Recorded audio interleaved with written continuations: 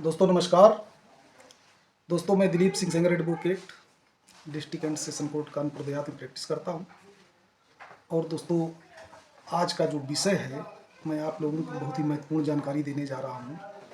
आज का जो ये विषय है वो इस बात पर है कि अगर आप कोई सरकारी ज़मीन पर मकान बनाए हुए हैं, आपका किसी भी प्रकार से कब्जा है, झोपड़ी है या आप किसी अन्य तरीके से कब्जा किए हुए हैं, और उस कंडीशन में जब आप कब्जे में हैं और वहाँ का जो लेखपाल है, एसडीएम हैं, वो आपके खिलाफ़ वो जो कब्जा है उसको खाली कराने के लिए नोटिस देते हैं।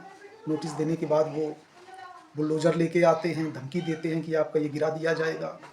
ऐसी स्थिति में दोस्तों आप लोग क्या करें, इसके लिए क्या विधि है, उस विषय पर आज हम लोग चर्चा करेंगे। दोस्तों अगर आपने सरकारी ज़मीन पर कब्जा किया हुआ है और वो कब्जा आपका 30 वर्ष या उससे अधिक समय का है, कब्जा किसी भी टाइम पीरियड का हो सकता है, अगर वो 30 वर्ष या उससे अधिक समय का है तो उस कब्जे को आप चैलेंज कर सकते हैं। चैलेंज वो आप कोर्ट में ही करेंगे और आप जो सिविल कोर्ट है, सिविल कोर्ट को ही राइट है इसको सुनने का। लेकिन वो ज़मीन अभिलेखों में आपके नाम दर्ज नहीं होगी। आप पोजीशन जो है आपका इस तरीके से आप रह तो रहे हैं लेकिन वो अभिलेखों में आपके नाम दर्ज नहीं होगी।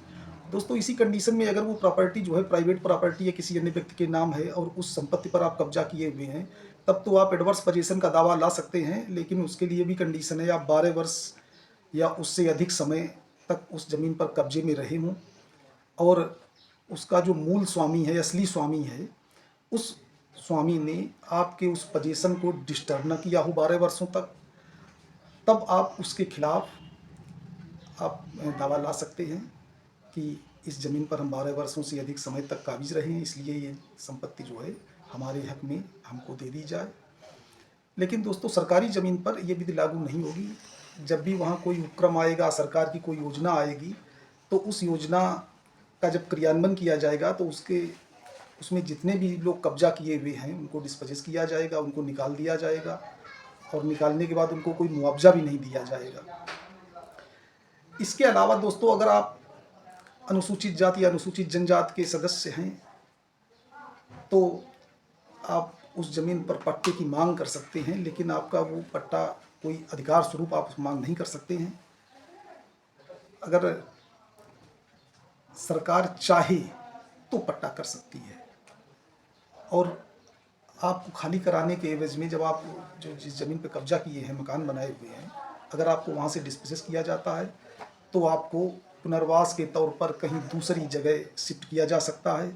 वो भी सरकार की मंशा पे डिपेंड करता है। उस पर आप जो है प्रेशर नहीं बना सकते हैं कि नहीं हमको डिस्पोजेस ना किया जाए, ये संपत्ति हमारे नाम राजस्व अभिलेखों में दर्ज कर दी जाए।